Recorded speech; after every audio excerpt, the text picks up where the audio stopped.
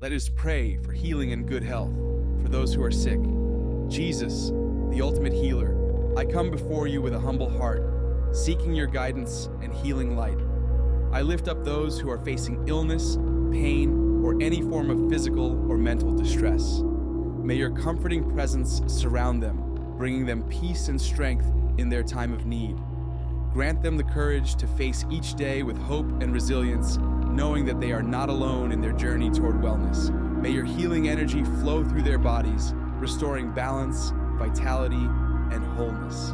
I ask for wisdom for healthcare providers, caregivers, and all those involved in the healing process, that they may be guided by compassion and skill in their efforts to alleviate suffering and promote healing. Grant us the serenity to accept the things we cannot change, the courage to change the things we can, and the wisdom to know the difference.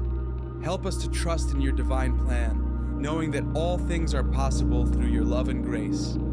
May this prayer serve as a beacon of hope and strength for all who are in need of healing. May they feel your presence, your love, and your healing touch now and always. In your name, we pray. Amen.